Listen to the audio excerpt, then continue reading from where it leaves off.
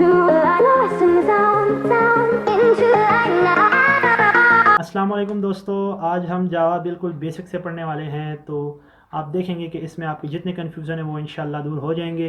और फिर भी अगर कोई कन्फ्यूजन रह जाता है तो आप मुझसे कमेंट बॉक्स में पूछ लें। तो उम्मीद करता हूँ कि आप वीडियो को पूरा देखेंगे। इंशाल्लाह आज मैं उम्मीद रखता हूँ कि आप वीडियो जब मुकम्मल करेंगे तो आपके हर जावा में जो आपको प्रॉब्लम्स आ रही थी वो आप क्लियर हो जाएंगी। मैं एक आईडी यूज़ कर रहा हूँ, नेटबीन इसका नाम है, ठीक है, नेटबीन।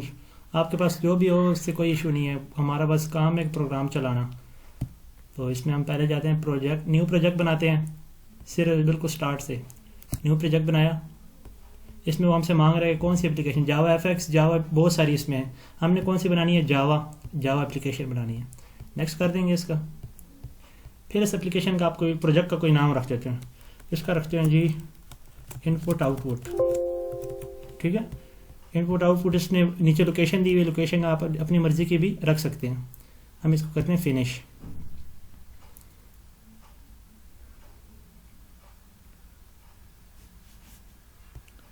तो ये हमारा एक जावा का प्रोजेक्ट बन गया।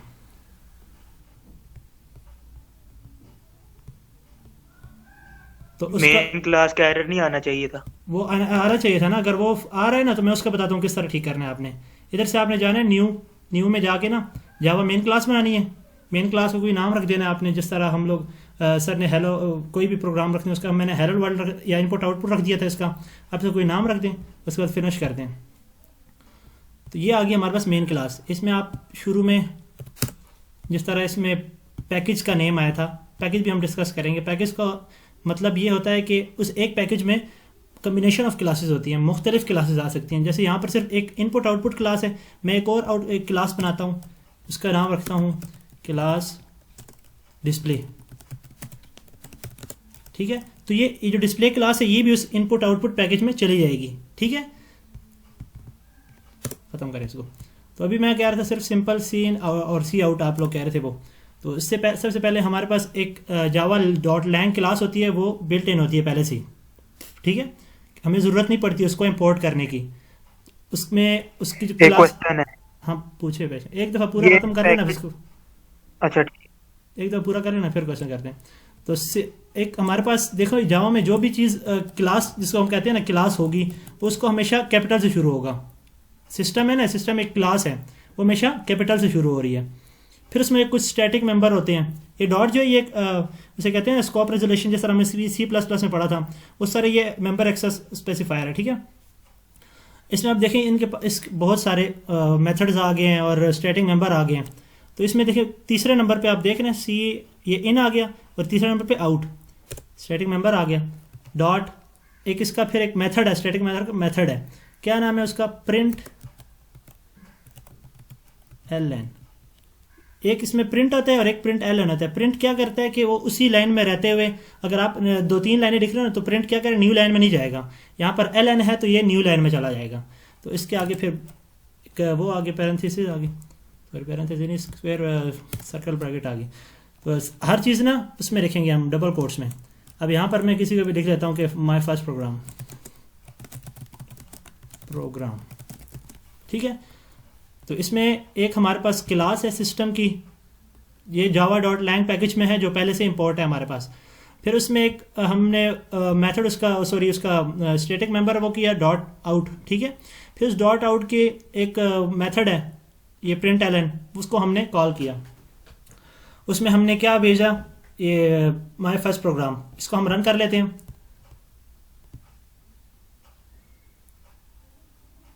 माई फर्स्ट प्रोग्राम, इसमें किसी का क्वेश्चन हो? ये जो इनपुट आउट है, ये हमने बनाया पैकेज या पहले का बना हुआ? कौन सा, ये वाला, ये पैकेज? इनपुट आउट, हाँ ये हमने बनाया ना, ये हमारे, अच्छा। हाँ ये हम जब बना रहा था ना मैं न्यू फाइल, तो उसमें एक तूने देखा होगा नीचे ये, हाँ ठीक है, याद आ गया। जो फाइल होती है उसी का नाम पैकेज हाँ रखते हैं। पैकेज, क्योंकि उसमें बहुत सारी क्लासेस आ सकती हैं, इसीलिए एक पैकेज में डाल देते हैं वो क्लास बाद में यूज़ करने के लिए, ठीक है। सही। ये सिंपल क्या था, प्रिंट स्टेटमेंट थी सिंपल के आप किसी भी लाइन को या किसी भी स्ट्रिंग को किस तरह प्रिंट कर, किसी भी मेंबर उसको स्टैटिक मेंबर किसी भी चीज़ को आप प्रिंट कराने के लिए ना ये लाइन आप यूज़ करते हैं। इसको मैंने बता भी दिया आपको, सिस्टम एक क्लास है, आउट इसका स्टैटिक मेंबर है और प्रिंट एलन उसकी एक मेथड है। इसमें कोई गलती हो तो बताना, ठीक है अहमद, उस्मान भाई दोनों, ठीक है। उसके बाद अब मैं एक वो करने जा रहा हूँ, जिस तरह आप CN कह रहे थे ना कि यूज़र से किस तरह डाटा लेते हैं, वो करने जा रहे हैं। तो उसके लिए हमारे पास सबसे पहले एक क्लास होती है स्कैनर नाम की, जावा में एक क्लास है स्कैनर नाम की, ठीक है। उसको हमें इंपोर्ट करना मस्ट है, उसके बगैर काम नहीं होगा। जिस तरह हमारे पास C++ में हमने पढ़ा था ना कि हैश इंक्लूड वो करते थे, हेडर फाइल इंक्लूड करते थे, इस तरह इसमें भी हमने हेडर फाइल इंक्लूड करनी है। तो एक जावा में कौन सी क्लास में, जावा एक पूरा वो है कहते हैं दरिया है, समंदर है, उसके अंदर फिर मुख्तलिफ पैकेजेस हैं। तो हमारा एक पैकेज का नाम है यूटिल, यूटिल एक पैकेज है। तो उस यूटिल पैकेज के आगे एक फर्दर क्लास है, उसका नाम है स्कैनर। देख रहे हो आप, स्कैनर जो है ना ये कैपिटल लेटर से शुरू हो रहा है, जावा में हमेशा कैपिटल लेटर से क्लास स्टार्ट होगी। तो इस स्कैनर का हमें एक ऑब्जेक्ट बनाना पड़ेगा। ऑब्जेक्ट बनाकर हमने उस ऑब्जेक्ट के यूज़ करते हुए हमने यूज़र से इनपुट लेना है। तो यहाँ पर आपका एक क्लास और ऑब्जेक्ट का वो भी ख़त्म हो जाएगा कि क्लास किस तरह बनती है। तो यहाँ एक क्लास है हमारे पास स्कैनर, स्कैनर हम एक SC ही नाम रख लेते हैं स्कैनर के, उसके ऑब्जेक्ट का रेफरेंस वेरिएबल, इसको हम रेफरेंस वेरिएबल भी कह सकते हैं, इसका वो भी कह सकते हैं, ऑब्जेक्ट भी कह सकते हैं। जावा में इसको अक्सर रेफरेंस वेरिएबल कहते हैं। तो स्कैनर, तो इस पेरेंट इसके जो कंस्ट्रक्टर है इसको हम कंस्ट्रक्टर कहते हैं, ये जो नहीं है ये वाला, इसको कंस्ट्रक्टर कहते हैं। और इसमें जो ये भेज रहे हैं अब इसको कहते हैं कि मेंबर वो भेज रहा है, आर्गुमेंट्स भेज रहा है। तो इसमें हम क्या भेजेंगे, सिस्टम एक क्लास है, उसके अंदर एक स्टेटिक मेंबर है, इसका आपने ऑब्जेक्ट बना देना, ऑब्जेक्ट को ये वैल्यू असाइन कर देनी, ठीक है। एक जो C++ में जिस तरह हम एक ऑब्जेक्ट वो बनाते थे, वेरिएबल बनाते थे, सिंपल वेरिएबल ना, तो इसको हम कर देते हैं जी, या फिर स्ट्रिंग ही रख लेते हैं। स्ट्रिंग भी देखो एक क्लास है, लेकिन इसको हम लोग एज अ वेरिएबल भी यूज़ कर सकते हैं और एज अ ऑब्जेक्ट भी यूज़ कर सकते हैं। वेरिएबल इस तरह यूज़ होगा सिंपल, अगर हमने इसको एज अ क्लास यूज़ करना है तो इसका हम सिंपल रेफरेंस वेरिएबल बना लेंगे, name1 इक्वल्स न्यू लगाते हुए ना, न्यू लगाते हुए तो न्यू जगह साइन हो रही है, क्लास का रेफरेंस वेरिएबल बन रहा है स्ट्रिंग, इस तरह ये इसका कंस्ट्रक्टर कॉल हो, ठीक हो गया ना। अभी फिलहाल हम सिर्फ CN कर रहे हैं, सिंपल यूज़र से डाटा ले रहे हैं। तो ये लिया, अब हमें एक और लिखने का, तो अब देखो नेम हमने एक वेरिएबल लिख लिया जिसमें हमने नाम स्टोर करना है, स्ट्रिंग नाम का नेम रखा, इक्वल टू क्या करना है SC, देखा आपने एक मैंने ऑब्जेक्ट का वो बनाया है, सॉरी क्लास का एक ऑब्जेक्ट बनाया SC। तो SC डॉट आप लगाएंगे ना तो बहुत सारी चीज़ें आ जाएंगी आपके पास। ये डॉट देखिए यहाँ पर एक नेक्स्ट है, नेक्स्ट जो है ना वो पूरी देखो ऊपर से हमारे पास डिटेल आ रही कि नेक्स्ट क्या कर रहा है, नेक्स्ट क्या कर रहा है कि पूरी लाइन ले रहा है बगैर उसके, जब तक स्पेस नहीं आएगी ना तब तक नेक्स्ट ले लेगा। जो इसके बाद नेक्स्ट लाइन है, नेक्स्ट लाइन पूरी लाइन ले लेगा। टू स्ट्रिंग ये हमारे अभी ज़रूरत नहीं है। तो अभी हमें जो ज़रूरत है वो है नेक्स्ट लाइन की, क्योंकि स्ट्रिंग लेने के लिए देखो यहाँ पर इसके आगे स्ट्रिंग लिखा हुआ है, स्ट्रिंग लेने के लिए नेक्स्ट लाइन चाहिए हमें, ले लिया। ये हमने यूज़र से डाटा ले लिया इसमें। अभी मैं आपको बता देता हूँ किस तरह। तो यहाँ पर मैं लिख देता हूँ, प्रॉम्प्ट अच्छा सा दे देते हैं, इंटर नहीं, ठीक है। ये ln मैंने आपको क्या बताया था कि अगर ln हो तो ये जो इसका कंट्रोल है तो वो नेक्स्ट लाइन में चला जाएगा। तो मुझे इसका नेक्स्ट लाइन में नहीं भेजना, मैं इसके लिए ln हटा रहा हूँ। तो अब ये जो लाइन है ये यूज़र से इनपुट लेने के लिए, यूज़र से इनपुट लेने के लिए हमने क्या किया, एक स्कैनर नाम की क्लास इंपोर्ट कराई, ठीक है। वो किस में पड़ी हुई है, java.util.scanner, यूटिल एक पैकेज नाम है, उसमें पड़ी हुई है स्कैनर क्लास, वो इंपोर्ट कराई। फिर हमने उसका एक रेफरेंस वेरिएबल बनाया, ठीक है, रेफरेंस वेरिएबल या इसको आप ऑब्जेक्ट भी कह लें। ऑब्जेक्ट बनाया कि एक हमने सिर्फ जो लोकल वेरिएबल है उसका पब्लिक उसका स्टैटिक मेन का, इसका लोकल वेरिएबल हमने नेम बनाया, ठीक है। ये स्ट्रिंग हम इसका ऑब्जेक्ट भी बना सकते थे, इसका सिर्फ वेरिएबल भी बना सकते हैं, ये हमारा फ़ायदा है इसमें जावा में। तो हमने इसका नेम सिर्फ स्टोर करने के लिए बनाया। उसके बाद हमने ऑब्जेक्ट को यूज़ करते हुए यूज़र से कहा कि आप स्ट्रिंग एंटर करें, स्ट्रिंग का जो भी हो सकता है, हमने इसको प्रॉम्प्ट दिया कि आप नेम एंटर करें। इसको मैं रन करता हूँ,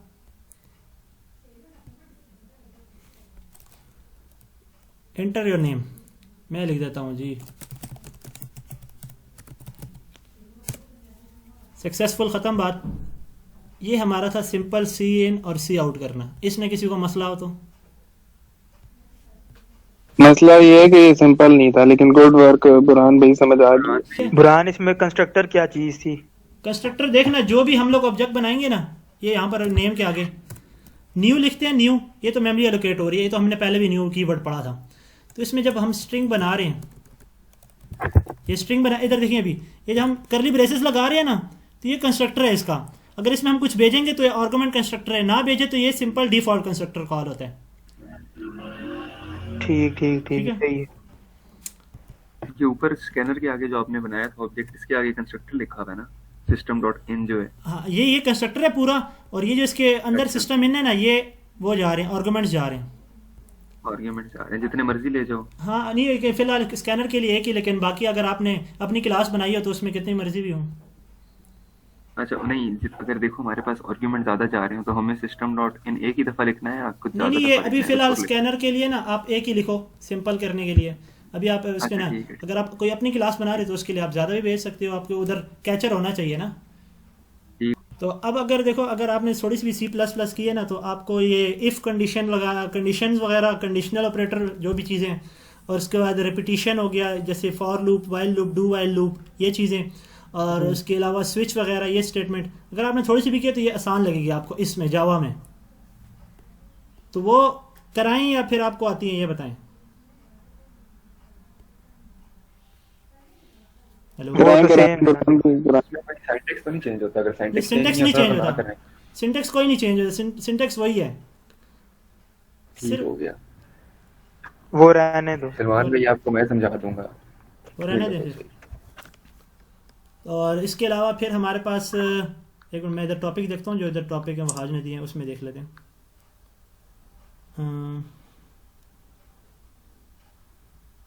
इसके बाद एरे वो है ना कि एरे किस तरह बनाते हैं, ठीक है, एरे बनाना सिखाते हैं। एरे में थोड़ी सी चेंजिंग है इसमें। इफ़ हो गया हमारा, रिपीटिशन हो गया, और सिंपल सिक्वेंशियल भी हो गया कि किस तरह एक तरतीब से चल रही है। फिर रिपीटिशन हमने की, फॉर लूप वगैरह, ये तो आपको आती है इसीलिए मैंने नहीं कराई। फिर कंडीशनल हमने की, इफ़ वगैरह, ये भी आपको आती है इसलिए मैंने नहीं कराई। अब आते हैं हम एरे की तरफ। इस कोड को हम, इसी कोड को, इसी प्रोग्राम के आगे हम अब शुरू करते हैं, ठीक है। आगे एरे बनाते हैं हम। अब हमारे पास एक एरे सपोज करते हैं। एरे वगैरह आपने एक्सप्लेन इसलिए नहीं कर रहा क्योंकि हमने उसमें पढ़ी है C++ में। एरे हम 3-4 तरीके से बना सकते हैं, इसमें दो तीन तरीके से, 3-4 तरीके से, 2-3 तरीके से। यार टाइम पे नहीं है बार, हर बंदे को बुरहान भाई हमें कौन सा पता। नहीं, C++ मैं आप सपोज कर रहा हूँ ना कि आपको C++ आती होगी। सही सही। नहीं आता तो मैं करा देता, कोई मसला नहीं है। नहीं बुरहान भाई, एरेस का तो पता है क्या होते हैं, बस अब करा नहीं, जो इसके 2-3 तरीके हैं। ठीक है, तो पहला तरीका तो हमने जो C++ में पढ़ा था ना, सिंपल। सर किधर है? ओए हेलो सर किधर है? ओ वाह, सदके जाऊं। वो का सेशन नहीं था। ये हमारे बुरहान भाई पढ़ा रहे हैं, पढ़ना है तो पढ़ो। अच्छा सुनो, हमने C++ में जो एरे की थी ना, वो हमने कुछ इस तरह की थी कि सिंपल ये कर दी थी, ठीक है। C++ में इस तरह की थी ना कि एरे, या फिर अगर उसको कोई वैल्यू देना चाहते हो तो आगे करली ब्रेसेस में उसको दे दो जी, 0 1 2 3, ठीक है। तो ये हमने C++ में की थी ये, लेकिन यहाँ पर ये काम नहीं चलेगा, इसका अब अलग सिंटेक्स है। पहला सिंटेक्स है जी इसका कि डाटा टाइप के साथ ही स्क्वायर ब्रैकेट लगाओ और उससे आगे एरे का नेम लगाओ। इसमें एक और बात, उसमें हम हमेशा जो है ना स्टैटिक एरे बनाते थे, इसमें स्टैटिक नहीं बनाएंगे, हमेशा डायनामिक बनाएंगे।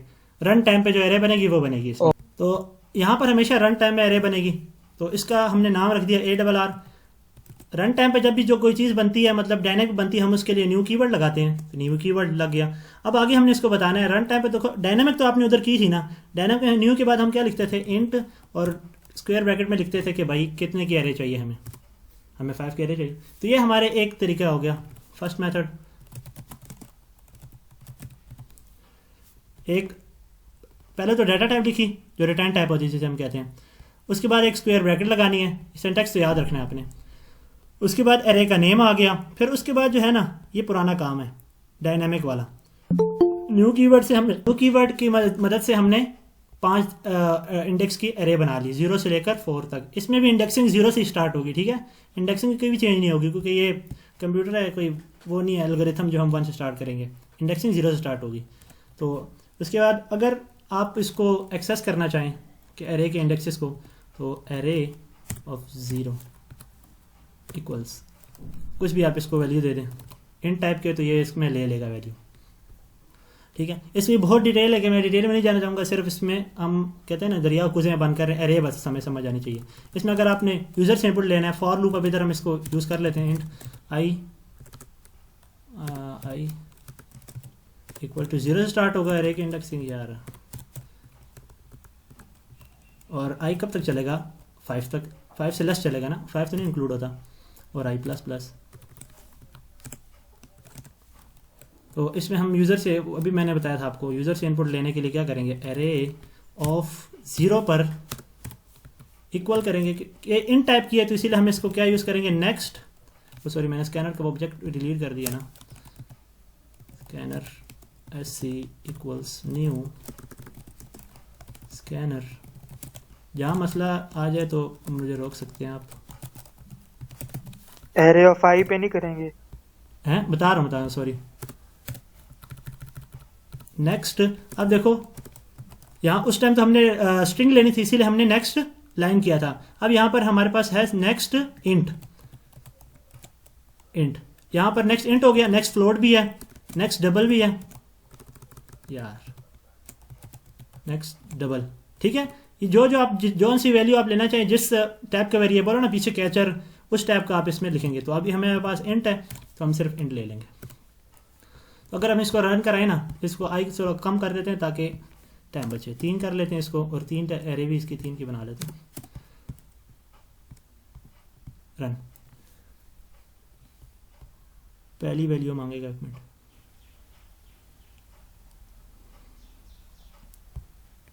पहली 1 2 3 पे ख़त्म हो गया, क्योंकि हमारे पास जो इंडेक्सेस है वो 3 थे। तो ये इसने हमारे पास, इसमें फॉर लूप भी हमने कर ली, और एरे में किस तरह आप इनपुट लेते हैं वो भी हमने सीख ली।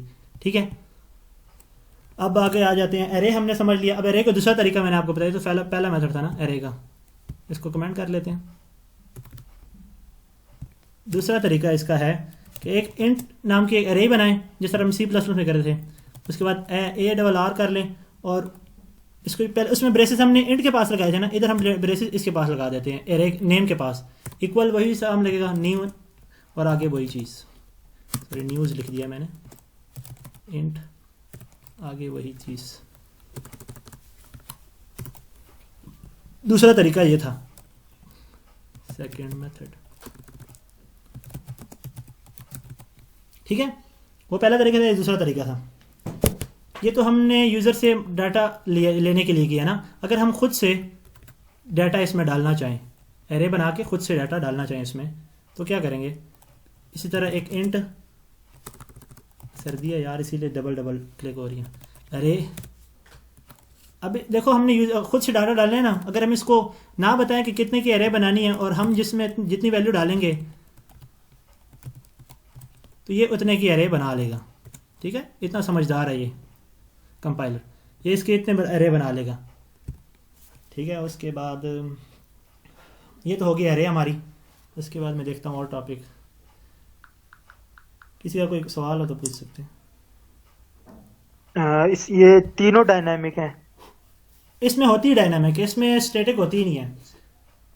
ठीक है, अच्छा। इसमें स्टैटिक नहीं होती, इसमें सब कुछ डायनामिक है, न्यू लगा के। इसमें एक और चीज़ आपको बताऊं, कोई भी हम प्रोग्राम बनाते हैं ना जावा में, उसको बगैर क्लास के हम यूज़ नहीं कर सकते।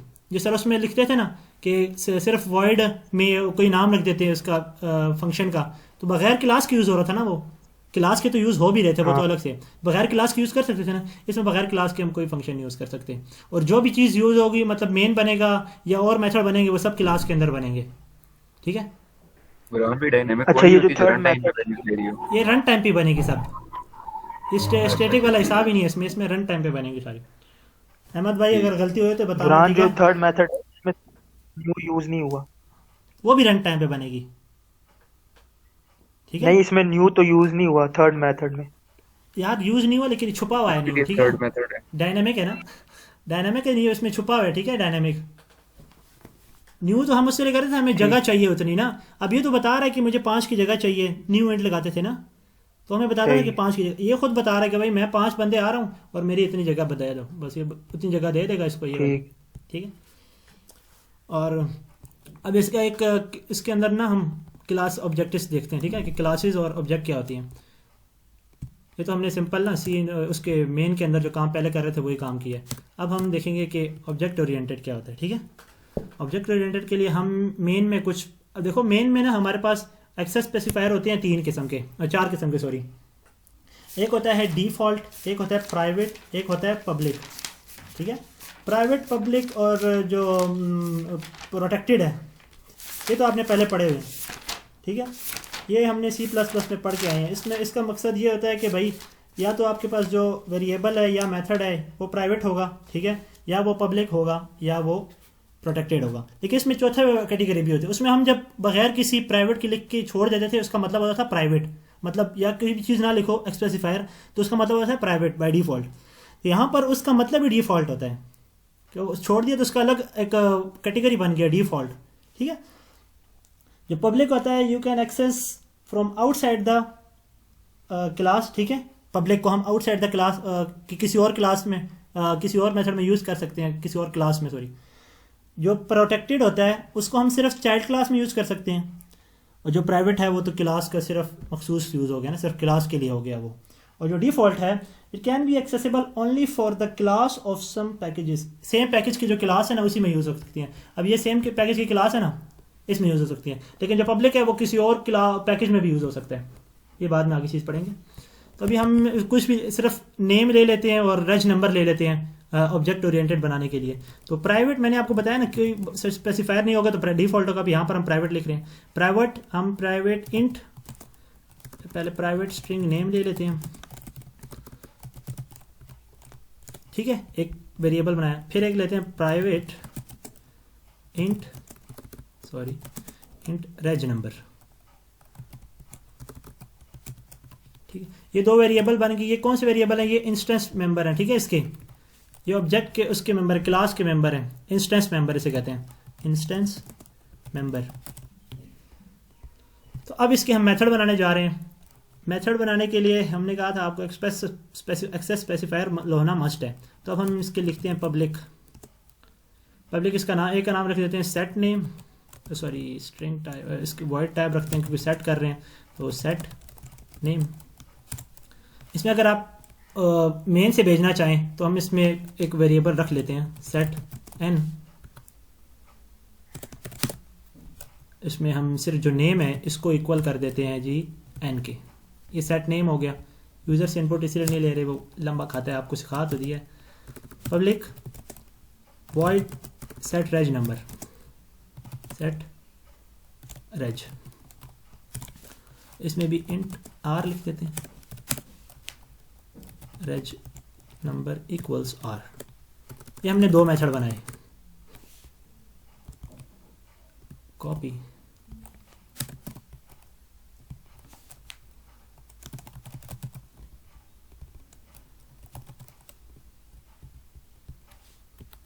एक सेट के बना लिया है तो दूसरे गेट के मैं इसीलिए बना रहा हूँ ताकि उधर से हम रिटर्न कर सकें अपने नेम को। आवाज़ आ रही है ना? सही है। जी जी। आ रही है।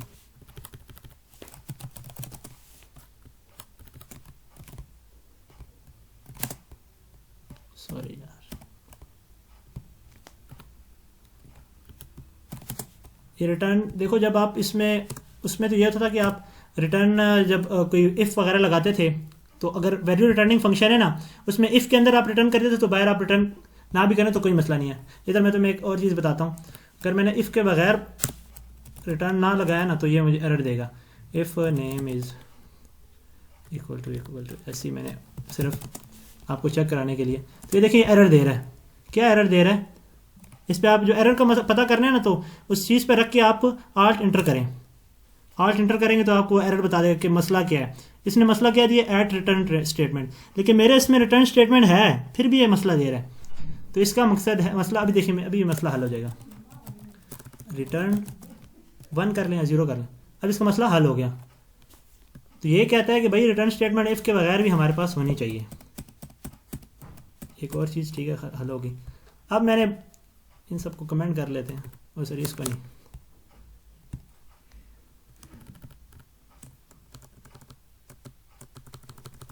तो अब मैं इसका क्लास का ऑब्जेक्ट बनाऊंगा। क्लास मेरी किस नाम की थी? Input output, input output out, sorry क्या नाम इसका रख देते हैं? इसका obj1 रख देते हैं नाम, इक्वल्स न्यू। उसी तरह हम इसका कंस्ट्रक्टर है, कंस्ट्रक्टर डिफ़ॉल्ट यूज़ होगा, मैंने खुद से इंस्टॉल नहीं किया, कंस्ट्रक्टर आगे जाके करेंगे। तो इसका मैं खुद से जो डिफ़ॉल्ट है वो चलेगा कंस्ट्रक्टर, ठीक। ये एक ऑब्जेक्ट बन गया हमारे पास। ऊपर हमने क्या बनाए? क्लास के अंदर मेंबर इंस्टेंस मेंबर बनाए और इसके मेथड बनाए, ठीक है। ये हमारे उसमें सर ने जो टॉपिक्स दिए हैं उसमें एक मेथड भी है, क्लास के मेथड किस तरह बनाते हैं, इंस्टेंस मेंबर ये भी था, इसीलिए ये इंस्टेंस मेथड बना, इंस्टेंस मेंबर बनाए और मेथड बनाए क्लास के। अब हम उसका क्लास का ऑब्जेक्ट बना रहे हैं। ऑब्जेक्ट बनाने के बाद हम उसको एक्सेस करेंगे।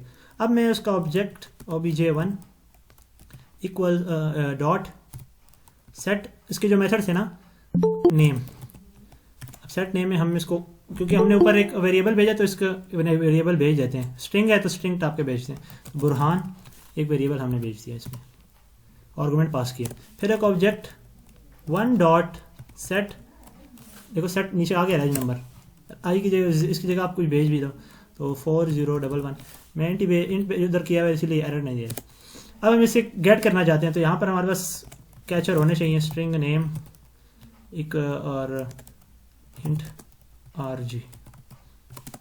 तो अब मैं इसको रिटर्न करवाना चाह रहा हूँ, तो name equal to obj1 dot get, get name किया, सॉरी इसमें वो नहीं होनी चाहिए, ठीक है, ये क्योंकि हम कुछ भेज नहीं रहे, हमें सिर्फ अपने नाम चाहिए जो हमने इसको सेट कराए थे। तो ये नेम, ये इसको ख़त्म किया, ऊपर रेज नंबर में, रेज नंबर में भी ख़त्म किया ना, सेट में नहीं, सिर्फ गेट की बात कर रहा हूँ। Raise equals obj1 dot get, get क्या करेंगे? Raise, okay. अब हम इसको डिस्प्ले करा लेते हैं। ये हमने खुद से इसके वैल्यू सेट की हैं, आप खुद भी दे सकते हैं जिस तरह भी आपको इनपुट करना सिखाया। ये डिस्प्ले नहीं कर रहा, क्यों? क्योंकि मैंने सिस्टम आउट जो स्टेटमेंट है वो नहीं लगाई, डिस्प्ले नहीं, क्यों नहीं किया इसने? System dot out dot print ln, किसी का कोई इशू, कोई कंफ्यूजन? नहीं जी। अब ये डिस्प्ले करेगा, ठीक हो गया। तो यहाँ पर हमारे हो गए कि ऑब्जेक्ट कैसे बनाते हैं और क्लास को के अंदर में मेंबर्स और वेरिएबल और मेथड किस तरह बनाते हैं, ठीक है। ये हमारी एक और चीज़ हो गई ख़त्म। टिक लगाते जाएं इसको जी। किसी को कोई मसला हो तो बताएं। बुरहान भाई ऊपर करो, मैं एक मसला बताता हूँ। ओके इसको ऊपर ओके करो। ओके, देखो ये जो हमारे पास सेट नेम जा रहे हैं और सेट रेज जा रहे हैं, अलग अलग क्यों जा रहे हैं? इनका सेटर है, ओ सॉरी, इनका ये कंस्ट्रक्टर है या ये फंक्शन सेट बनाया? नहीं, ये मेथड है। कंस्ट्रक्टर जो होगा ना उसकी रिटर्न अच्छा, टाइप नहीं method होगी, ही है। उसकी रिटर्न टाइप नहीं होगी, इसकी देखो रिटर्न टाइप है। ठीक है, लेकिन ये एक में नहीं सेट हो सकते थे? हो रेज सकते नंबर हैं, भी हो सकते हैं, हो सकते हैं। अभी मैं कर देता हूँ। ठीक है। देखिए ठीक मैंने है। आप आसानी के लिए किया ना कि आप मेथड भी ज़्यादा बनाए तो आपकी प्रैक्टिस खुद हो जाएगी, और मसला कोई नहीं है। ठीक है। तो अब ये चीज़ें हो गई। और ठीक है। कंस्ट्रक्टर बना के दें इसका, इसका कंस्ट्रक्टर भी बना देते हैं, कोई मसला नहीं है। इनपुट, ये अब यहाँ पर हम वो मैं कह रहा था ना कि आगे एक टॉपिक आ रहे थे उसमें मैं बना देता, लेकिन अब आगे कर शुरू कर रहे थे। तो ये अब हम कंस्ट्रक्टर बना रहे हैं। कंस्ट्रक्टर की कोई रिटर्न टाइप नहीं होती, ये ना पब्लिक डिफ़ॉल्ट सब कुछ हो सकता है। तो कंस्ट्रक्टर की रिटर्न टाइप नहीं है तो हम इसको कुछ भी दे देते हैं, इसको सॉरी स्ट्रिंग n और इंट r। बॉडी में इसमें आए तो इसको जो नेम है हमारा उसको हमने n दे दिया, और जो रेज नंबर है उसको हमने क्या दे दिया? ओ सॉरी r। और ये कंस्ट्रक्टर बन गया। देखो इसकी रिटर्न टाइप नहीं है ना, मेथड और इसमें तुम्हें ये बस एक फ़र्क पता चल जाएगा कि इसकी रिटर्न टाइप नहीं होती। ये हमारा था और कंस्ट्रक्टर। नाम नेम तो सेम, नेम तो क्लास का नेम होता है ना, कंस्ट्रक्टर ये तो अब C++ में हम पढ़ के आए थे इसीलिए मैंने बताई नहीं। अरे कंस्ट्रक्टर लिस्ट, वही काम कर रहा है ना, नीचे सेट नेम और सेट रेज कर रहा है। हाँ हाँ, बस कंस्ट्रक्टर ये करेगा ना कि अगर खाली तो हम भेज नहीं सकते। अब देखो यहाँ पर एक एरर आ रहा है, ये एरर देख रहे हो? हम्म, क्योंकि हमने उधर दो हाँ। कंस्ट्रक्टर है हमारे पास डिफ़ॉल्ट। अब तब यूज़ कर सकते हैं जब आपका बोल्टन ना खुद से बनाया ना हो ना कंस्ट्रक्टर। अब वो है, अब वो बनाया हुआ है तो हमें इसको वो करना पड़ेगा, इनिशियलाइज़ करना पड़ेगा। अब ये एरर नहीं देगा। ठीक हो गया। सेट वाला जो काम है वो तो मेथड का काम है ना, वो तो हम ऑब्जेक्ट को बनाने के बाद कॉल कर सकते हैं। लेकिन ये जो है ये ऑब्जेक्ट बनते हुए हम इसको साइन कर रहे हैं। अब यहाँ पर आपको ये भी कन्फ्यूजन क्लियर हो गया कि ये कोई कंस्ट्रक्टर था, ठीक है। अब यहाँ पर किसी को कोई इशू तो कन्फ्यूजन नहीं है। तो अब इससे आगे मैं जो बताने जा रहा हूँ वो है एरे लिस्ट। एरे लिस्ट याद है, सर ने अभी एग्जांपल भी हमसे क्लास में बनवाई थी। एरे लिस्ट जो होता है ना वो क्या होता है कि लिस्ट ऑफ लिस्ट हम इसको कह सकते हैं, या कि ऑब्जेक्ट जो क्लास के हैं ना, क्लास जिस तरह हम लोग C++ में स्टूडेंट डाटाबेस बनाई थी, सबसे आसान एग्जांपल, उसमें हम लोग एक वो बनाते थे, एरे बनाते थे। इसमें हम उस तरह एरे नहीं बना सकते। उसमें हम क्या बनाते थे, स्टूडेंट की हमने एक समझो क्लास बनाई स्टूडेंट, और उसके हम आगे लिखते थे ऑब्जेक्ट, इस तरह कुछ लिखते थे, आई थिंक सो, मैक्सिमम इसमें लिख देते थे, तो ये हमारी एक एरे बन जाती थी। लेकिन यहाँ पर एक मिनट चेक कर लेते हैं, शायद बन ही जाए। इनपुट आउटपुट, और इसमें कुछ 5 दे देते हैं। नहीं बन रही, एरर है। अब यहाँ पर उसके लिए हमारे पास एक अलग उसकी एक और चीज़ है हमारे पास, जिसे कहते हैं ना कि उसका हल है हमारे पास। वो क्या है, एरे लिस्ट। गलती हुई तो बताना, और ये मैं फुल उसके नॉलेज से नहीं पढ़ा रहा, और जो आता है वो बता रहा हूँ। तो उसके लिए भी हमें ना ये एरे लिस्ट जो है ना, ये एक क्लास है हमारे पास, ठीक है। एरे लिस्ट एक क्लास है, उसको भी हमें इंपोर्ट करना पड़ेगा। अब वो देखते हैं वो कौन सी क्लास में पड़ी हुई है हमारे पास। यूटिली देखो, यूटिल डॉट एरे लिस्ट, देखो इसी में पड़ी हुई है, यूटिलिटी में पड़ी हुई है, ठीक है। एरे लिस्ट एक क्लास है, उसको हमें इंपोर्ट करना पड़ेगा उसको यूज़ करने के लिए, ठीक है। ये एरे लिस्ट हम ऐसे बनाते हैं ना कि सिंपल भी बना सकते हैं। एरे लिस्ट मतलब सिर्फ उसका नाम लिख दो थी ARR, कोई ऊपर बना तो नहीं है एरे, हाँ, न्यू और एरे लिस्ट,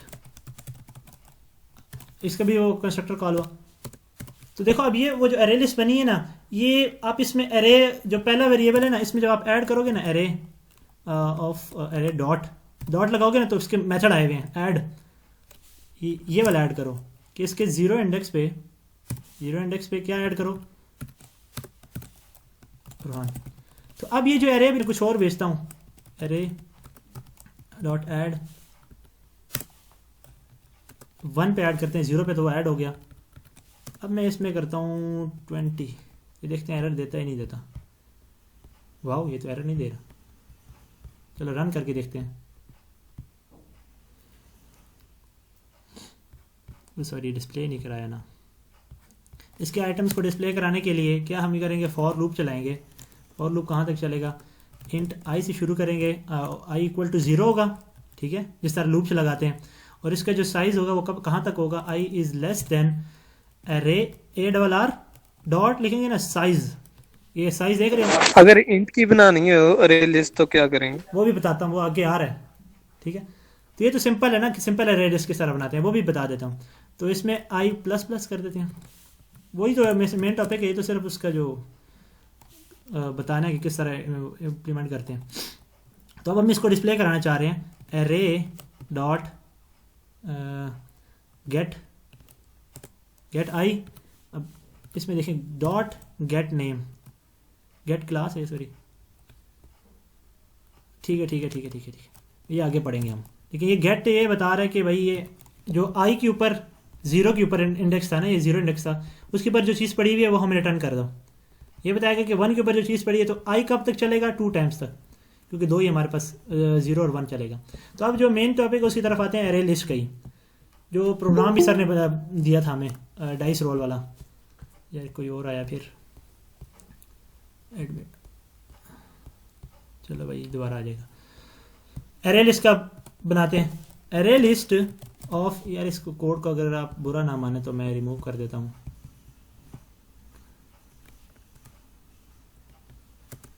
नहीं यार,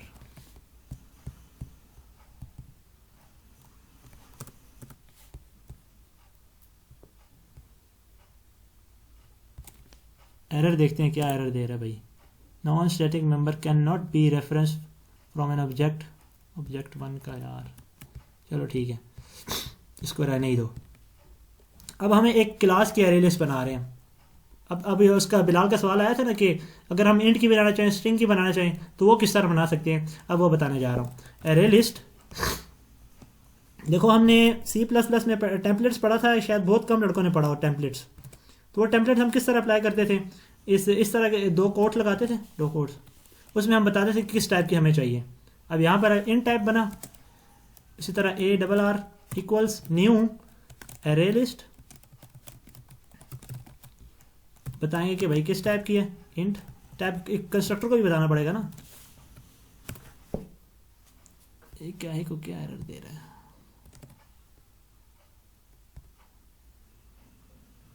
नहीं नहीं, ये क्या मस्ती कर रहे हैं, मस्ती कर रहे हैं।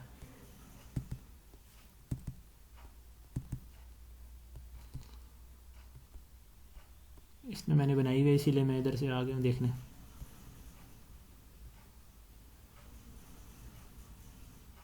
मेरे ख्याल में जितना मुझे पता चल रहा है कि इंट, फ्लोट या फिर स्ट्रिंग, आप इस स्ट्रिंग क्लास है उसका शायद बन जाए, लेकिन ये इंट जो हमारे पास जो प्रिमिटिव टाइप है ना, उनका नहीं बन सकता एरे लिस्ट। उसके पास जिस तरह आप डालना चाहो ना, ये देखो आ गया, गलती ठीक होगी।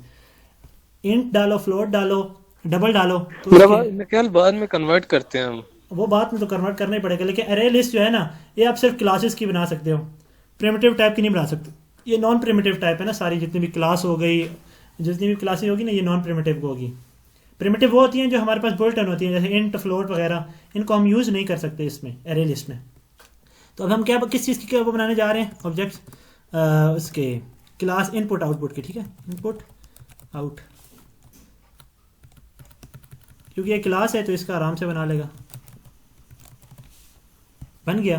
अब हम इसको उसी तरह यूज़ करेंगे, ARR था नाम, तो इसमें AR डॉट ऐड ऑब्जेक्ट 1, ठीक है, ऑब्जेक्ट 1 डॉट लिख देते हैं, सॉरी OBJ नहीं, सॉरी इससे पहले ना हम यहीं पर ये किया ना, X, किसी के मैसेज आ रहा है, लगता है कोई ऐड होना चाह रहा है, एक बार मैं उसको देख लूँ।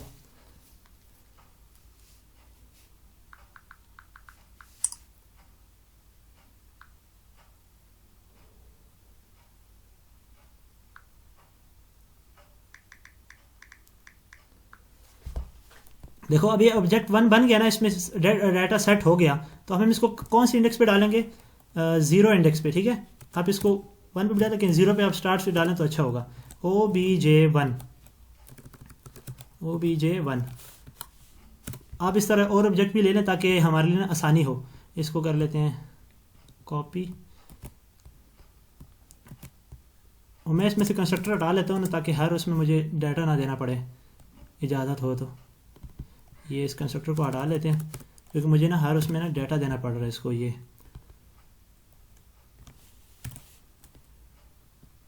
तो अब ये मुझसे डाटा नहीं मांगेगा। ऑब्जेक्ट 2, इसी तरह कॉपी ऑब्जेक्ट 3, इसको कॉपी करते हैं। 3 ऑब्जेक्ट्स मैंने बनाए ना, तो एक एरे में ले लेते हैं इसका डाटा। एरे में नहीं, ऐसे कर लो फिलहाल आसानी के लिए, एरे में बाद में करेंगे।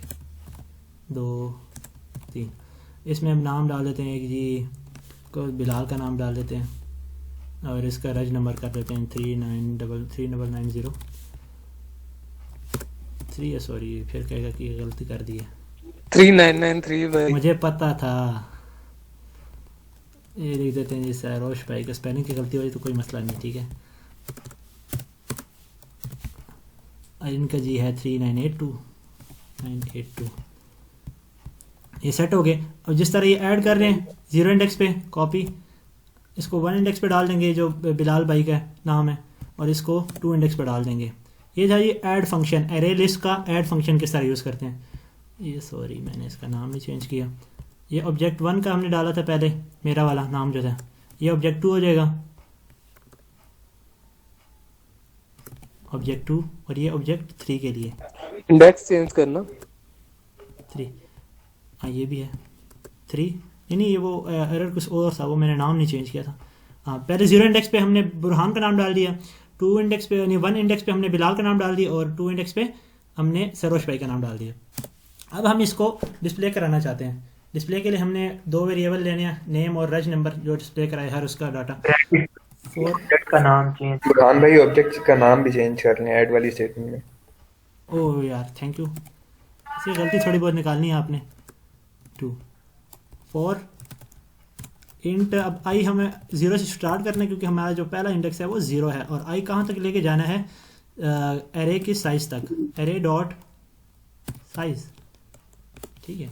और इसको आई कर देना, इंक्रीमेंट कर देना है। अब हमें वो फंक्शन चलाने हैं, एरे जो पहले हमारा काम नहीं कर रहा था, नेम इक्वल्स, और ये डिस्प्ले वाला फंक्शन इधर से उठा के कॉपी करते हैं ताकि आसानी हो, कॉपी, और एक ऑब्जेक्ट में नहीं बुरहान सारा कुछ सेव हो सकता? नहीं, एक ऑब्जेक्ट में या वो फिर ओवरराइट हो जाता है, वो जो उसका पहले दफ़ा आया होगा ना वही आ जाता है बार बार। तो आप अलग अलग ऑब्जेक्ट बनाए तो एक तो प्रैक्टिस हो जाएगी हमारी, और दूसरा क्लियर भी है ना, काम अच्छा होता है अलग अलग ऑब्जेक्ट पे बना, एक पे बना के आप सारा काम ऐसे एक ऑब्जेक्ट बेचारे पे डाल रहे हो। तो हमने अब इसको ना, जो उसका गेट फंक्शन है उसको, ये तो ऐड फंक्शन है ना कि डाटा को ऐड करना, अब हमने उस एरे लिस्ट से डाटा उठाना है। तो उसके लिए हमारे पास एक फंक्शन का नाम है गेट, एरे का नाम लेके डॉट गेट, गेट फंक्शन आ गया, ठीक है। इसमें हमने क्या करना है, एक इंट वैल्यू जाएगी, मतलब आई 0 इंडेक्स पे जो पड़ा है वो हमें चाहिए, उसका हमें क्या चाहिए, डॉट, डॉट लगाएंगे हमारे पास गेट नेम, जो 0 इंडेक्स पे ऑब्जेक्ट पड़ा हुआ है ना उसका गेट नेम चाहिए हमें, ठीक है। इसी तरह सेम यहाँ पर array list, array dot gate, सिर्फ गेट आ गया, और इसका क्या चाहिए, नेम चाहिए, सॉरी रेज नंबर चाहिए, गेट रेज नंबर, हो गया, ख़त्म बात। अब हम इसको चला लेते हैं जी, रन करते हैं, कहीं एरर आ गया तो बता देगा हमें। गुड हो गया जी, ये देखें आप, नज़र आ रहा है, ये आपने गौर नहीं किया, ये पहले में हमें ये क्यों दे रहा है नल और ज़ीरो, क्योंकि जो हमारे पास जावा है ना ये बहुत प्यारी लैंग्वेज है, ये इसलिए प्यारी लैंग्वेज है ना। C++ में हमारा अगर ऑब्जेक्ट क्रिएट होता था, जब तक हम उसको असाइन नहीं करते तो उसमें गार्बेज पड़ा होता था, मतलब कोई उसका वो बना रहे हैं ना मेंबर्स वेरिएबल क्लास के अंदर, उसके जब तक हम कंस्ट्रक्टर नहीं कॉल करते थे या उसको वैल्यू नहीं देते थे तो वो गार्बेज देता था। यहाँ पर ये क्या है, यहाँ पर अगर तो इंट का वेरिएबल बना है तो वो हमें क्या देगा, इंट वेरिएबल वापस करेगा, इंट वैल्यू वापस करेगा, मतलब 0 देगा। अगर स्ट्रिंग पड़ा है स्ट्रिंग को नल दे देगा, फ्लोट पड़ा है तो उसको इस तरह 0.0 दे देगा। तो ये इसकी बड़े मजे की बात है, ठीक है, समझ आ गई है? इधर तक किसी को इशू हो कोई पूछ सको? नो बुरहान भाई समझ आ गई। सही है ना। अब एक और टॉपिक देखते हैं, ये एरे लिस्ट हो गया हमारा, जो उसमें टॉपिक बुरहान भाई जी जी जी जी, ये नल और जीरो आ क्यों रहा है, इसको हटाए ना। इसको हटा देते हैं। ये बताओ क्यों आ रहे हैं, क्यों? जी। ये देखो हमने जब इससे पहले एक वो यूज़ की है 2 स्टेटमेंट्स आउटपुट की, लेकिन जब तक हमने उसको वेरिएबल को वो नहीं किया ना, इनिशलाइज नहीं किया, और फिर भी हम इसको डिस्प्ले करा रहे हैं, तो वो फिर भी डिस्प्ले कर रहा है, वरना ये गार्बेज देता है C++ में। ये इन 2 स्टेटमेंट्स की वजह से, ठीक है, इसको हटा देते हैं, कोई मसला नहीं। अब अगला टॉपिक है हमारा, ऑब्जेक्ट क्लासेस होगी हमारी, एरे लिस्ट होगी, और वो बेसिक्स भी हो गई, इनहेरिटेंस आ गई जी। इनहेरिटेंस देखते हैं,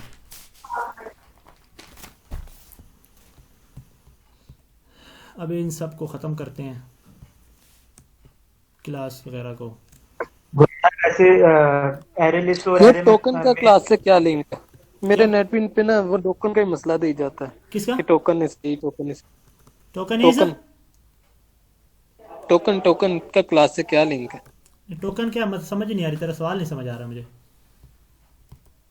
यार वो सबसे ऊपर जो क्लास के नाम से बनता है, मेरा ख्याल टोकन ही नाम है, उसका नाम नहीं याद आ रहा।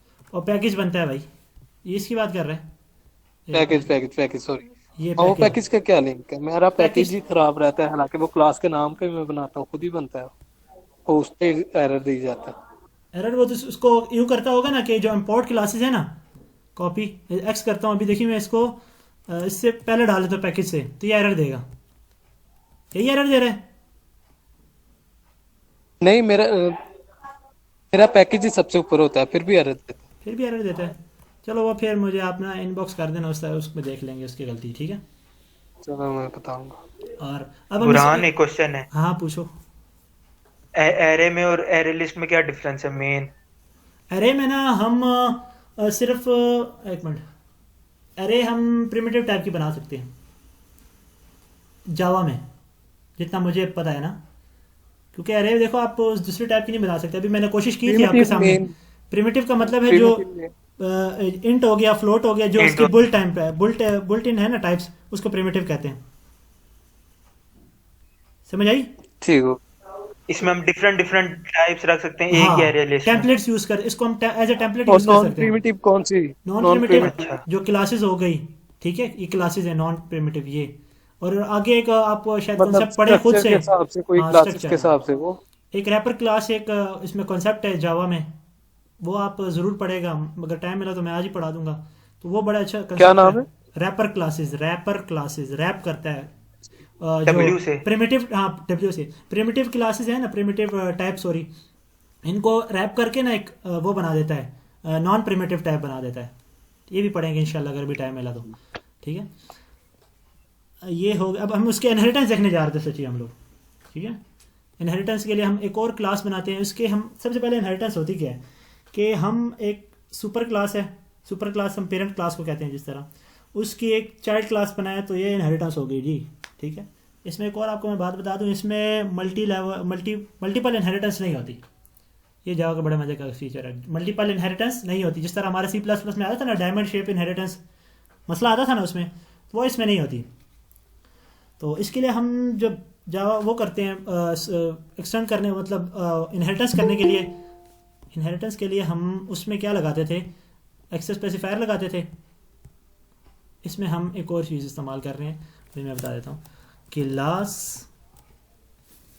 ठीक है, क्लास, सब क्लास का नाम कोई भी रख लेते हैं जी, डिस्प्ले, ठीक है। उसके बाद इसमें वो एक्सप्रेस स्पेसिफायर वगैरह नहीं यूज़ करेंगे, इसमें हम लोग एक वर्ड यूज़ करेंगे, x tends, x tends ED, sorry, x tends. Inheritance के जवार लिए कह रहा है मुझे। कर दिया ऐड, इसको कर दिया। इनहेरिटेंस के लिए हम क्या यूज़ कर रहे हैं, एक्सटेंड्स क्लास, एक्सटेंड नहीं है ये, एक्सटेंड कीवर्ड। इनहेरिटेंस के लिए जो पेरेंट क्लास से एक्सटेंड होके आएगी चाइल्ड क्लास, उसके लिए हम क्या यूज़ कर रहे हैं, एक्सटेंड कीवर्ड। उसके आगे उसका फिर जो पेरेंट क्लास है उसका नाम रख देंगे, इनपुट आउट, ठीक है। ये हमारी बन गई जी इनहेरिट चाइल्ड क्लास बन गई। इसे हम जावा में सब क्लास कहते हैं, और उसमें जो ऊपर वाली क्लास है उसको हम पेरेंट क्लास कहते हैं, जो पेरेंट क्लास उसको आप सुपर क्लास कहते हैं, सॉरी सुपर। दोबारा बताइए, एक्सटेंड का क्या मतलब है? एक्सटेंड जो C++ में पढ़ा था ना कि हम किस तरह वो इनहेरिटेंस करते थे, उसका नाम लिखते थे, क्लास का नाम, पब्लिक क्लास का नाम, उसके बाद स्कोप रेजोल्यूशन ऑपरेटर लगा के उसके बाद उसके आगे नाम रख देते थे ना, या सिंपल सेमीकोलन लगाते थे, मुझे भूल गया। तो इसमें हम कीवर्ड सिर्फ लगाते हैं एक्सटेंड का,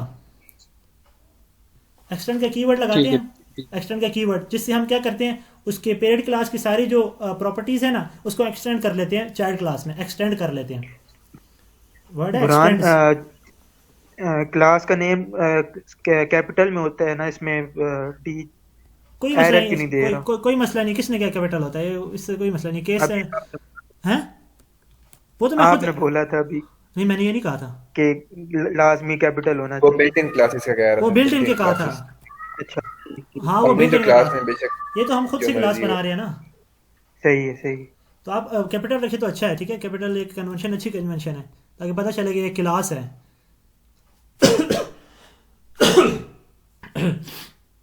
तो ये हमने इनहेरिट कर लिया। अब हम इसमें सिर्फ ना सेट करते हैं और इसको ऊपर भेज देते हैं, या फिर सिर्फ कुछ भी नहीं लिखते, इसका ऑब्जेक्ट बनाएंगे मेन में। यार मैं कहता हूँ ना कि जो पेरेंट क्लास है उसका मेन हटा के इसमें डाल देते हैं, या उसमें जितने भी सेट है ना वो इसमें उठा के डाल देते हैं। किधर है, ताकि मैं आपको एक चीज़ समझाने जा रहा हूँ वो समझ आ जाए। मेन किधर है जी?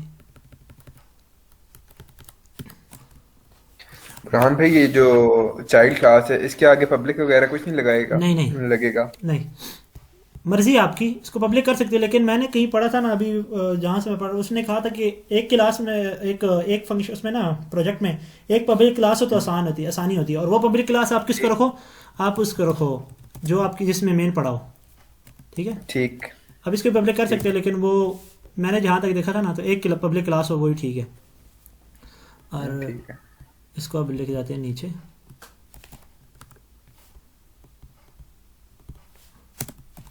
इनपुट, और एक एग्जांपल के बनाते हैं क्लास जिसमें हम क्या रखेंगे, अपना मेन रख लेते हैं उसमें एग्जांपल पब्लिक क्लास। पब्लिक उसको बना लेते हैं, ठीक है, जिसमें मेन पड़ा होता है।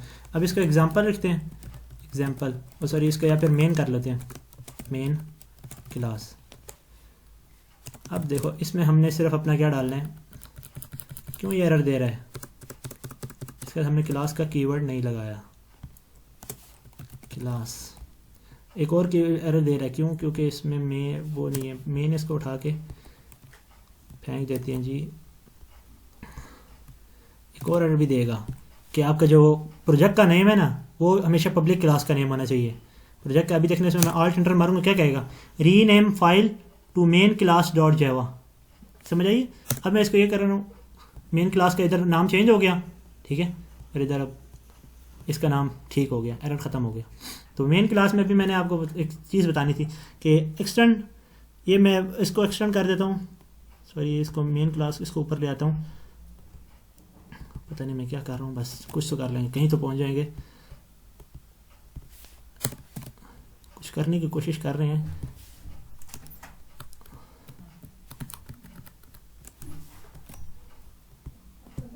हाँ बस अब सही है। अब यहाँ पर मैं ना एक डिस्प्ले क्लास का बनाता हूँ, वो चाइल्ड क्लास है, डिस्प्ले चाइल्ड क्लास है। तो उसके वर्किंग देखते हैं कि वो किस तरह वर्किंग करेगा। डिस्प्ले, इसका एक ds नाम का एक ऑब्जेक्ट बनाते हैं, न्यू, और डिस्प्ले। इकाई को एरर दे रहे हैं,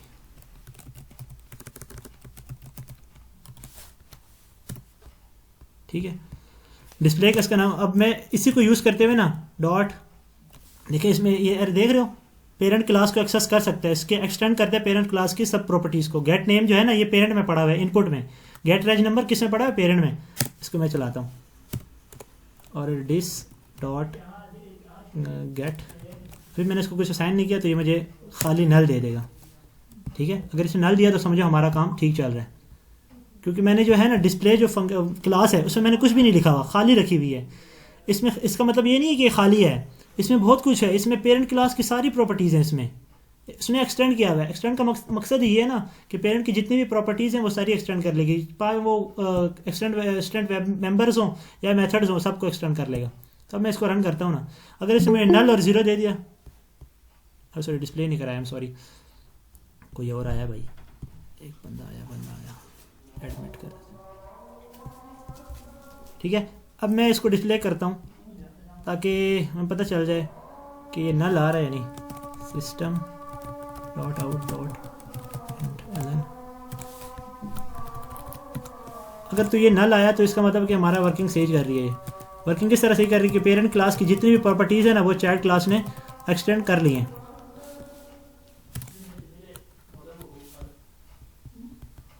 एक मिनट यार, इनमें चाइल्ड है चाइल्ड जो है ना, वो डिस्प्ले क्लास है, वो चाइल्ड क्लास है, उसकी हमने वो बनाया। ये देखो नल और ज़ीरो आ रहा है, ठीक हो गया ना। अभी मैंने इसके एक्स्ट्रा वर्किंग इसलिए नहीं बताई, टाइम की किल्लत की पेश नज़र। कोई भाई आया, ठीक है। ये हमारा था इनहेरिटेंस, किस तरह एक पेरेंट क्लास की सारी प्रॉपर्टीज़ को चाइल्ड क्लास इनहेरिट कर सकता है। अब हम आते हैं कंस्ट्रक्टर की तरफ। टाइम थोड़ा रह गया, बस आखिरी टॉपिक है कंस्ट्रक्टर, और वो भी है सच्ची एक्सेप्शन हैंडलिंग, उसके भी थोड़ा सा करा लेंगे। कंस्ट्रक्टर करते हैं जी। कंस्ट्रक्टर तो आपको समझ आ गई थी ना कि सिंपल कंस्ट्रक्टर क्या होता है, जो हमने क्लास के अंदर किया था। अब इसमें आता है कि कंस्ट्रक्टर ओवरलोडिंग करते हैं या इनहेरिटेंस में जो कंस्ट्रक्टर यूज़ होते हैं वो किस तरह यूज़ होते हैं।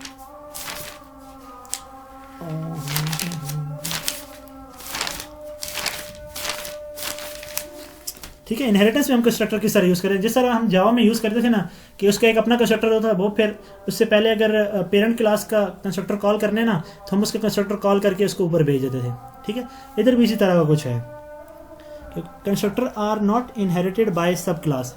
कंस्ट्रक्टर जो है ना वो इनहेरिट नहीं होते किसी भी सब क्लास से, कंस्ट्रक्टर हमने खुद डालने पड़ते हैं। यहाँ पर इसका पेरेंट का कंस्ट्रक्टर नहीं पड़ा हुआ, यहाँ सिर्फ इसका अपना कंस्ट्रक्टर है, ओवरलोड नहीं होते।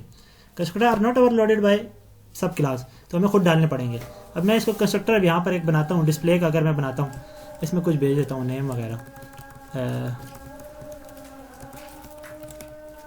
बुरहान और उसके रजिस्टर नंबर भेज देता हूँ 4011। लेकिन ये मैं भेजना चाह रहा हूँ जी सुपर क्लास को, ठीक है, पेरेंट क्लास को भेजना चाह रहा हूँ यहाँ पर। तो हमने इस तरह कुछ मैकेनिज्म बनाना है, कंस्ट्रक्टर बनाना है जो इसको भेज दे सुपर क्लास की तरफ। यहाँ पर एक कंस्ट्रक्टर होना लाजमी है डिस्प्ले का, जो क्या कैच करेगा, स्ट्रिंग कैच करेगा। सुपर क्लास कौन सी वाली है? मेन क्लास है जो पेरेंट क्लास को हम सुपर क्लास कहते हैं। हाँ वो कौन सी है, ये डिस्प्ले वाली या वो जो मेन इनपुट क्लास वाली? है? इनपुट देखो ना, जो इससे आगे होती है ना वो हमारे पास सुपर क्लास होती है। ये है ना, ये सुपर क्लास है ठीक है। और ये चाइल्ड क्लास है। तो अब हमने इधर ऐसी चीज़ करनी है ना कि ये सीधा ऊपर चला जाए, सुपर क्लास के पास चला जाए। मैं बार बार सुपर क्लास क्यों बोल रहा हूँ वो भी मैं आपको बताता हूँ। सुपर क्लास के पास चला जाए तो इसके लिए हम क्या करते हैं, इसको भेज देते हैं सुपर एक कीवर्ड है, ठीक है।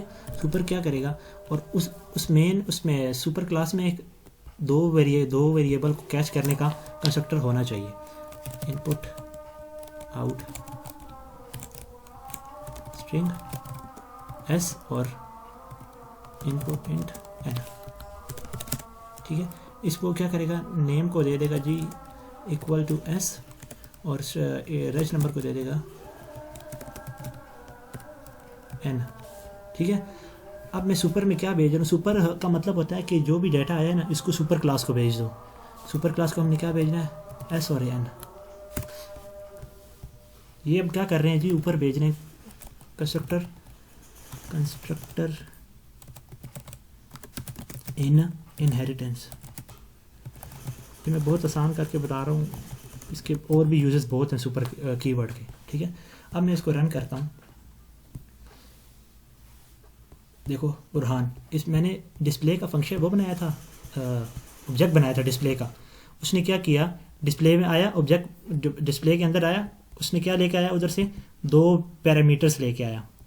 पैरामीटर कौन कौन से थे, स्ट्रिंग एस और इंट एन का।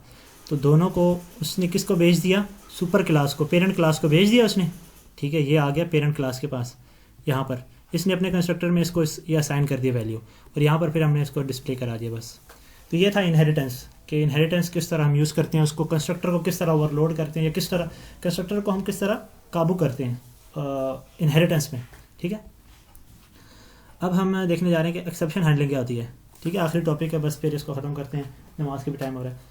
आखिरी topic exception handling. Exception handling ये होती है कि अभी हमें, आपने अक्सर देखो ना, आपको अगर कोई कोड में मस्ती आ जाए या फिर कोड में कोई एरर आ जाए तो प्रोग्राम रुक जाता है। यहाँ पर मैं करके दिखाता हूँ आपको। यहाँ पर मैं कुछ करता हूँ, यहाँ पर जो है अपना कंस्ट्रक्टर हटा देता हूँ सिर्फ आपको एरर बताने के लिए, ठीक है। एरर है, अभी देखो हमें यहाँ पता चल रहा है एरर है, लेकिन मैं आपको बताने के लिए कि एक्सेप्शन हैंडलिंग क्या आती है। ये देखो, ये एक्सेप्शन हैंडलिंग हो गई, यहाँ पर हैंडलिंग नहीं हुई, सिर्फ एक्सेप्शन थ्रो हुआ है। Exception is in thread. क्या हमारा एक्सेप्शन क्या आया कि जावा, ये अब ये देख रहे हो, रन टाइम एक्सेप्शन, एक एक्सेप्शन की क्लास है रन टाइम, ठीक है। अनकम्पेरेबल सोर्स कोड एरर, ये बता रहा है कि एरर की टाइप बता रहा है क्या एरर है। तो ये होती है एक्सेप्शन। जावा जो खुद से भी एक्सेप्शन थ्रो कर सकता है, ठीक है, खुद से एक्सेप्शन थ्रो कर सकता है और खुद से हैंडल भी कर सकता है। खुद से देखो, इसने खुद एक्सेप्शन थ्रो की ना और खुद ही हैंडल कर ली, तो इसको हम कहते हैं थ्रो और कैच। खुद से इसने फेंकी भी है और खुद से इसने काबू भी की है, लेकिन इसने हमारा प्रोग्राम रोक दिए। जब खुद इसने वो कैच किया ना, हमारा प्रोग्राम रुक गया। लेकिन हम खुद जो बनाएंगे ना, अब जो अपना एक प्रोग्रामर खुद बनाएगा तो उसमें ये इस तरह करेगा कि एक्सेप्शन थ्रो भी करेगा और उसको कैच भी करके ना अपने प्रोग्राम को से कहते हैं ना करप्ट होने से बचाएगा, या फिर उसको प्रोग्राम को इंटरप्ट होने से बचाएगा, रुकने से बचाएगा। उसके लिए एक्सेप्शन हैंडलिंग होती है कि आप आपके प्रोग्राम में एरर का मसला है, एरर के चांसेस हैं, यूज़र है ना भाई, यूज़र कोई भी गलती कर सकता है, तो उसके लिए आप एक्सेप्शन हैंडलिंग करो कि यूज़र कोई भी पॉसिबिलिटी है, कोई भी एरर फेंक सकता है, तो उसके लिए आप एक्सेप्शन हैंडलिंग करो। एक्सेप्शन हैंडलिंग क्या भाई, कि वो एरर आएगा उसको हम थ्रो करेंगे। एक ट्राई कैच ब्लॉक हम सर ने भी पढ़ाया होगा।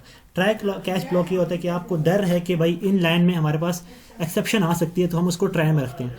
अब यहाँ पर हम रखते हैं जी, मेन में रखते हैं, किसी में मेन में हम रखते हैं जी इसको ट्राई में। ये हमारा हो गया ये ट्राई ब्लॉक, ठीक है।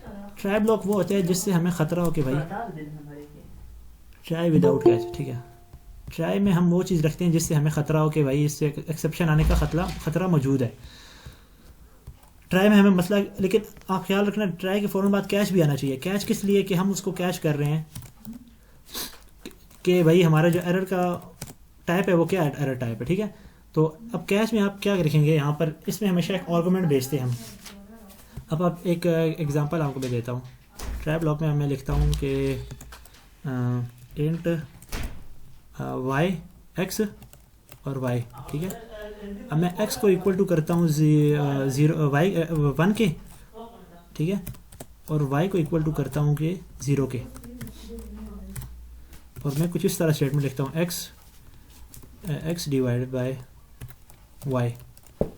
यहाँ पर देखो ये एक्सेप्शन का ख़तरा है, नॉट अ स्टेटमेंट। इधर किसको लिख देते हैं x equal to x divided by y। यहाँ पर ये एक्सेप्शन का ख़तरा है क्योंकि देखो y 0 है और x 1 है, तो 1 ओवर 0 क्या होता है, इन्फिनिटी होता है। उसको हमने ट्राई ब्लॉक में भेजा। और ये किस किस्म की एक्सेप्शन है, ये अर्थमेटिक एक्सेप्शन है। इसको हम कहते हैं जी अरिथमेटिक, पता नहीं क्या स्पेलिंग है इसकी, अरिथमेटिक अरिथमेटिक।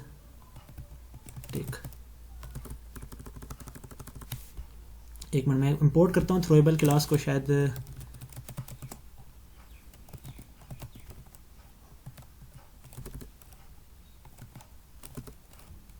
यूटिल, एक मिनट डॉट यार एक मिनट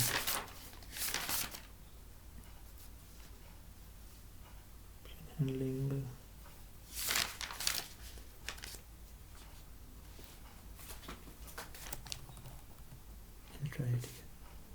हाँ ये आगे समझ, ठीक है। अर्थमेटिक इसको नहीं इंपोर्ट कोई नहीं करते, इस पहले से इसमें पड़ी होती हैं, ठीक है। लैंग में इम्पोर्ट इसे लिखते हैं अरिथमेटिक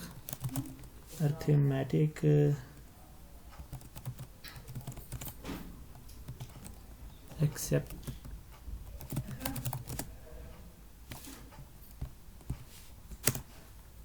एक मिनट, अरिथमेटिक स्पेलिंग देखो, ठीक है।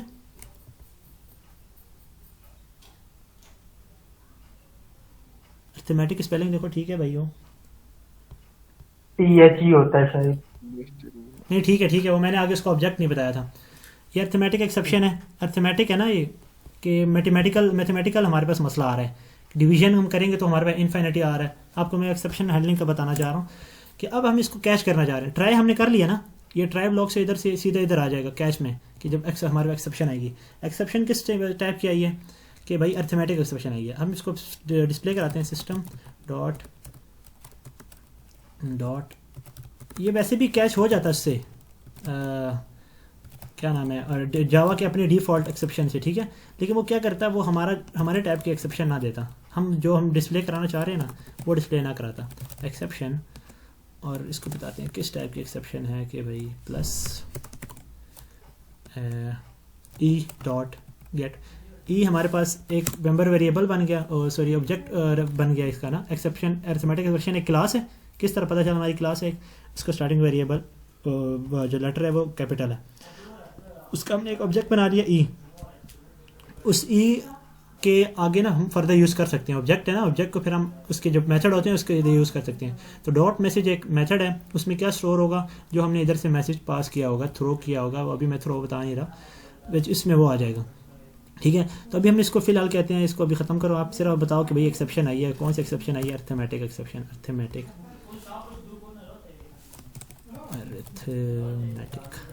एक्सेप्शन, ठीक है। अब हम इसको चलाते हैं। ट्राई में हम हमेशा वो चीज़ रखते हैं जिससे हमें ख़तरा हो कि भाई एक्सेप्शन आने का ख़तरा है। हाँ ये देखो, ट्राई में हम गए ना, तो ट्राई में आया ये, मैं आपको तरीक़ाकार बताता हूँ कैसे आता है।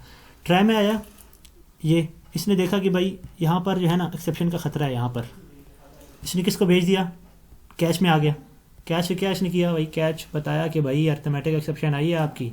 अब मैं इसके पीछे बाद में अगर कोई कोड लिखना चाहूँ, system dot out dot print N, अपना नाम लिखना चाहूँ, हमारा फ़ायदा क्या होगा एक्सेप्शन हैंडलिंग करने का? फ़ायदा ये होगा कि हमारा कोड नहीं रुकेगा भाई, बुरहान हमारा कोड नहीं रुक रहा, अगर डिफ़ॉल्ट वो चलता है ना, देखो हमारा कोड नहीं रुक रहा, एक्सेप्शन तो आई है, गलत तो है, लेकिन हमारा कोड नहीं रुक रहा भाई, हमारा प्रोग्राम नहीं रुक रहा, इंटरप्ट नहीं हो रहा। सबसे बड़ा जो फ़ायदा है हमें वो एक्सेप्शन हैंडलिंग का ये फ़ायदा है, ठीक है, कि जो यूज़र है वो गलत डाटा दे सकता है और हमने उसको कैच करने के लिए एक्सेप्शन हैंडलिंग करते हैं। तो इसमें हमारे पास एक ट्राई का वर्ड यूज़ हो रहा है, ट्राई कैच, ट्राई क्लास पे एच ब्लॉक जो है ना, ये आपस में एक डायरेक्ट एक दूसरे के बाद आएंगी। जैसे ट्राई आएगा ना, उसके बाद कैच होना मस्ट है। ट्राई आया तो हम उसके बाद कैच लिखना मस्ट है, ठीक है। अब हम सर ने पढ़ाया था थ्रो जब करते हैं, अब हमारे पास इधर ही करते हैं।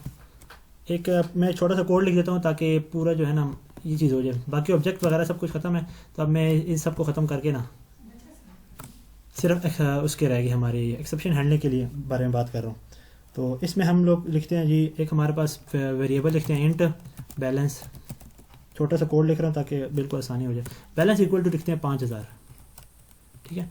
एक लिखते हैं जी इंट विथड्रॉ कर रहे हैं हम, ड्रॉ इक्वल टू करते हैं जी 6000। बैलेंस हमारे पास अकाउंट में कितना पड़ा है 5000, लेकिन हम विथड्रॉ करने चाह रहे हैं 6000 और हम इधर हमारे पास एरर आ रहा है, ठीक है। तो एरर की जब आएगा तो हम उसको किस में रखते हैं जी, ट्राई ब्लॉक में। ट्राई ब्लॉक में हम हमेशा किसको रखते हैं जिसमें हमें पता हो कि इसमें एरर आ रहा है। If balance is less than withdraw, ठीक है। विथड्रॉ में अगर बैलेंस जो है ना वो लेस देन विथड्रॉ से, तो क्या फेंकनी चाहिए ना, थ्रो एक्सेप्शन करनी है। कौन सी एक्सेप्शन करनी है भाई, अर्थमेटिक एक्सेप्शन। अर्थमेटिक एक्सेप्शन करने से पहले हमने एक ऑब्जेक्ट बना के फेंकना है, ऐसे नहीं फेंकना, ऑब्जेक्ट बना के फेंकना है। ये थ्रो जो जिस तरह हम उधर कैश में लिख रहे थे ना अर्थमेटिक ई, तो वो ये जो ई है ना वो इसको काबू कर रहा है, इसको पकड़ रहा है। अब मैं वो ई लिखूंगा इधर। न्यू कौन सी हमारे पास आ रही है कि मसला आ रहा है अर्थमेटिक का, अर्थमेटिक ये आता है, सॉरी, ठीक, एक्सेप्शन, ठीक है। कंस्ट्रक्टर इसका लिखना मस्ट है। कंस्ट्रक्टर में क्या भेजेंगे हम, वो भेजेंगे वो एक जो अर्थ में जितनी भी एक्सेप्शन है ना हमारे पास, जितनी भी एक्सेप्शन है नहीं भेजेंगे, जितनी भी एक्सेप्शन है, अर्थमेटिक एक्सेप्शन हो गई, रन टाइम एक्सेप्शन होगी, इसमें हमेशा एक कंस्ट्रक्टर होता है, एक कंस्ट्रक्टर, उसको हम कहते हैं जी वन आर्गुमेंट कंस्ट्रक्टर। और क्या लेता है वो स्ट्रिंग लेता है हमारे पास, सिर्फ स्ट्रिंग बताने के लिए कि भाई इसमें एक्सेप्शन किस टाइप की है। तो हम कहते हैं जी अर्थमेटिक एक्सेप्शन, अर्थमेटिक एक्सेप्शन, ठीक है, बिकॉज ये अब एक स्ट्रिंग भेज रहे हैं। बैलेंस जो है वो लेस है किससे, विथड्रॉ से। तो ये हमारे पास इस एक्सेप्शन क्लास में एक्सेप्शन इसमें हमेशा एक कंस्ट्रक्टर होता है जो होता है स्ट्रिंग को काबू करने के लिए। अब ये अर्थमेटिक में मैंने फिर कोई गलती की है, मेरे ख्याल में इसको ई लिखना चाहिए, ठीक है। अभी इसने थ्रो कर दिया, थ्रो अगर ये थ्रो हो जाता है ना तो ठीक है, नहीं तो ये बैलेंस क्या करे, डिस्प्ले कर दे system dot out dot display, क्या करेगा जी, ये नहीं चलेगा, ट्राई वाली दोबारा नहीं चलेंगे, ठीक है। अगर हमारा एक्सेप्शन थ्रो होगी ना तो ट्राई वाली दोबारा नहीं चलेंगी, जो कैश के बाद होगी वो चलेगी। इसे कहते हैं जी ऑल राइट, ठीक है। अब हम क्या इसका मैंने आपको क्या बताया था कि देखो ट्राई एरर क्यों आ रहा है, एरर इसलिए आ रहा है क्योंकि इसका हमने कैश ब्लॉक नहीं लिखा। कैश लिखना हमारा मस्ट है, इसका कैच लिखते हैं तो ये ठीक हो जाता है। कैच हमने उधर से कौन सी एक्सेप्शन भेजी है, अर्थमेटिक भेजी है, एक्सेप्शन भेजी है भाई। तो कैच भी हमारा क्या होगा, अर्थमेटिक एक्सेप्शन को कैच करेगा। एक ऑब्जेक्ट बना रहे थे क्योंकि हमारा उधर से ऑब्जेक्ट आ रहा है, अर्थमेटिक में फिर कोई मसला है, सॉरी इसकी मैं ख्याल में बॉडी नहीं लिखी, हाँ भेज दिया। अब हम बताने जा रहे हैं कि हमारा किस किस्म का एक्सेप्शन है। इसमें हमने तीन चीज़ें देख ली, एक आ गया जी कि ट्राई कैश ब्लॉक क्या होता है, एक्सेप्शन प्लस ई डॉट। अब देखो यहाँ पर ई डॉट गेट मैसेज का इस्तेमाल करेंगे, गेट मैसेज में क्या पड़ा हुआ है, जो इसमें मैसेज आया था ये वाला अर्थमेटिक, और ये ख़त्म बात।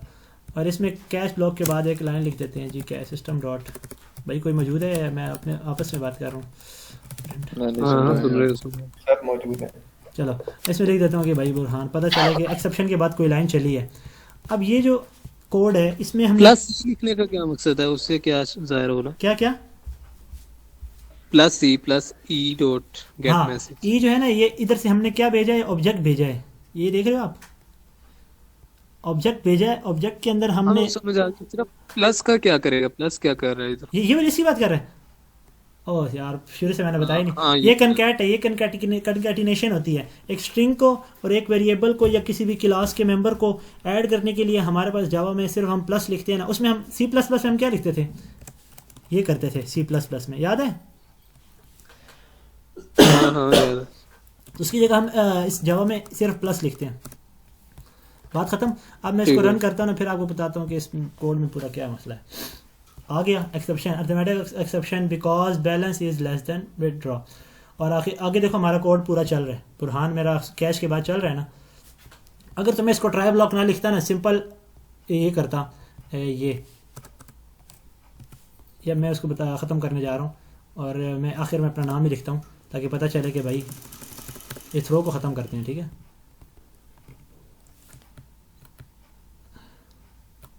अब मैं आपको एक्सेप्शन ना कैश करने की क्या वजूहत आ रही है। ठीक है, इसमें लिखता हूँ कॉपी, एरर दे रहा है, कितना बड़ा एरर दे रहा है, नहीं भाई। इसको लिखता हूँ जी इन इफ बैलेंस विदड्रॉ। अगर इफ़ चली ना तो मतलब हमारा एरर आ रहा है। पहले तो इफ़ चलनी नहीं चाहिए ना, एक्सेप्शन आनी चाहिए। वाह, ये तो चल गया। एक्सेप्शन क्यों नहीं आई? एक्सेप्शन क्यों नहीं आई? एक्सेप्शन इसलिए नहीं आई क्योंकि हमारे पास बुल्ट इन एक्सेप्शन नहीं है इसमें। वो जो पहले हम लिख रहे थे ना 1/0, तो वो बिल्ट इन अर्थमेटिक एक्सेप्शन थी। ये तो सिंपल एक वो बन गई ना, इफ एल्स स्टेटमेंट बन गई।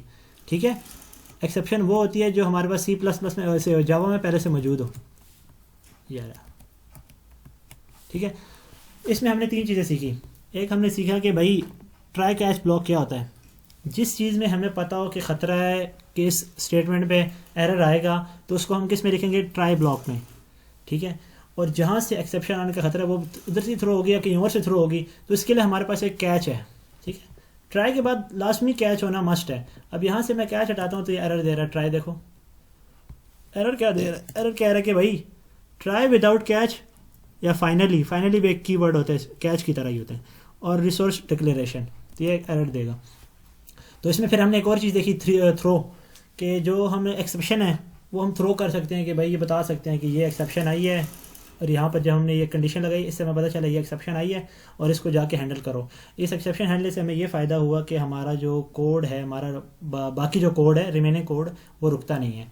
तो ये था आज का हमारा सेशन। इसमें किसी का कोई क्वेश्चन हो तो बता सकता है, नहीं तो मुझे फिर आप व्हाट्सएप में भी आप पूछ सकते हैं। तो आज की क्लास हम यहीं पर एंड करते हैं। अगर किसी को क्वेश्चन हो तो पूछ ले।